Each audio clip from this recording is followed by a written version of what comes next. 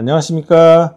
뷰티렐라TV의 은하수 아빠 조원장입니다. 아이라인 문신 제거를 하러 오시는 분들이 많은데 상담도 많이 있죠. 흉터가 남을까봐, 색소 침착이 생길까봐 걱정하시는 분들이 많습니다. 그래서 제가 15년 아이라인 문신 제거를 하면서 알게 된 경험과 지식을 바탕으로 관련된 흉터 이야기를 좀 설명드리려고 해요. 우선 흉터와 색소 침착의 차이에 대해서 알아야 되겠죠. 흉터는 피부 조직이 손상된 후에 콜라겐 섬유가 재생이 되면서 생기는 피부 조직의 구조적인 변화를 말을 합니다. 만져보면 울퉁불퉁하거나 들어가 있거나 솟아올라 있는 그런 느낌이 들 수 있습니다. 반면 색소 침착은 피부 색깔의 변화를 의미를 하고 피부 조직의 구조적 변화가 있다고 보기는 어렵죠. 단순히 멜라닌이라는 색소가 과다하게 생성이 돼서 피부가 어둡게 보이는 현상입니다. 만져보면 피부의 질감이 울퉁불퉁한 게 없고 그냥 색깔만 달라져 있는 게 색소 침착입니다. 아이라인 문신 제거 후에는 진정한 의미의 흉터보다는 색소 침착이 생길 수 있는 분들이 숨어 있습니다. 그래서 시술 전에 색소 침착은 리스크가 있는 분들을 잘 설명을 드려야 되고, 혹시 생긴다 하더라도 대부분 일시적인 현상이기 때문에 시간이 지나면 자연스럽게 옅어지는 경우가 대부분입니다. 그러면 색소 침착과 흉터가 발생하는 원인은 무엇일까요? 첫 번째 이유는 레이저 시술의 원리와 관련이 있습니다. 레이저가 문신 색소를 파괴하는 과정에서 주변 조직에 일부 열 손상이 발생을 할 수 있고, 이 과정에서 멜라닌 세포가 과도하게 자극을 받으면 색소 침착이 생길 수가 있죠. 두 번째는 개인별 피부 특성이 큰 영향을 미칩니다. 피부 타입에 따라서 멜라닌 생성을 잘하는 피부들이 있거든요. 그리고 피부의 재생 능력도 차이가 있고요. 특히 피부가 어두운 분들 또는 피부가 하얘도 빨갛게 됐다가 검게 되는 잘 타는 분들이 숨어 있습니다. 그런 분들은 상대적으로 색소 침착의 위험이 더 높고 흉터가 더 잘 생기는 그런 성향을 가지고 있습니다. 세 번째는 시술 방법과 레이저 종류의 차이입니다. 요즘에는 골든 스탠다드가 된 피코 레이저 사용을 하는 것이 기존의 큐스위치 레이저를 사용하는 것보다 주변 정상 조직의 손상이 적어서 색소 침착의 위험이 낮은 편입니다. 그리고 시술자의 경험과 기술에 따라서도 많이 달라질 수 있겠죠. 마지막으로 시술 후 관리도 중요한데 자외선 노출이나 과도한 마찰, 부적절한 화장품을 빨리 사용하는 이런 것들도 자극을 줘서 색소 침착의 가능성을 높여줄 수 있습니다. 이런 여러 가지 원인들 중에서 저는 개인적으로 환자의 피부 특성이 제일 중요하다라는 생각을 하고 있고요. 눈 주위가 꺼먹고 다크서클이 이렇게 드리워진 그런 분들은 시술 횟수가 좀 더 간다 하더라도 강도를 좀 조절을 해서 에너지량도 줄이고 그렇게 치료를 하는데도 색소 침착이 오는 경우들이 있습니다. 그리고 아무는 과정이 보면 좀 더 느려요. 그래서 그런 분들은 시술 전에 충분히 그런 가능성을 잘 설명을 드리고 치료하는 간격도 아주 천천히, 그렇게 하더라도 색소 침착이 왔다 그러면 그냥 마냥 기다릴 수만은 없잖아요. 그런 경우에는 재생 연고와 심한 경우에는 색소 침착 풀리게 하는 먹는 약, 그리고 재생 주사 이런 것들을 활용을 해서 좀 더 회복이 빨라질 수 있도록 도와드리고 있는 상황입니다.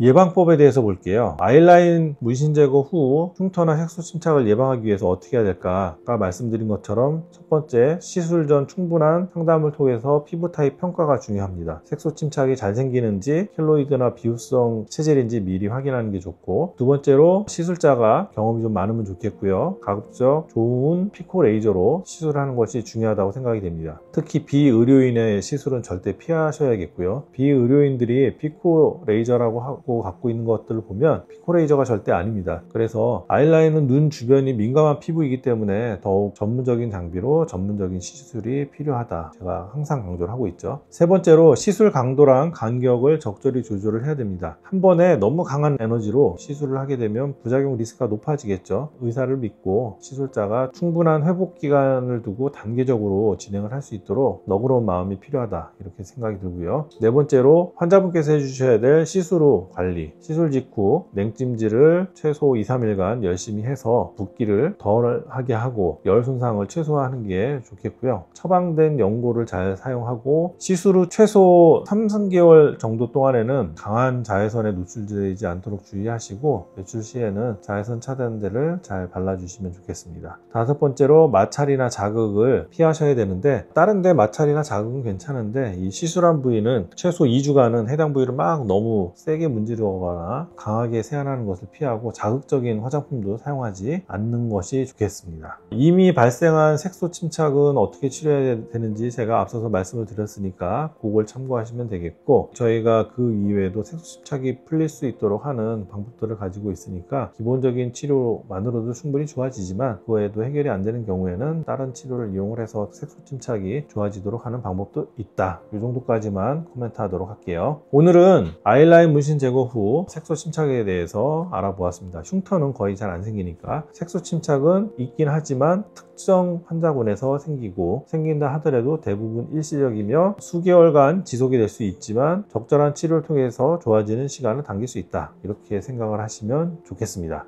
이 이외에도 더 궁금한 점이 있으시면 저희 병원 카카오톡, 유튜브 댓글 통해서 문의해 주시면 제가 아는 한 성심껏 답변을 해드리도록 할게요. 저는 다음에 또 좋은 내용으로 찾아뵙도록 하겠습니다. 경청해 주셔서 감사합니다.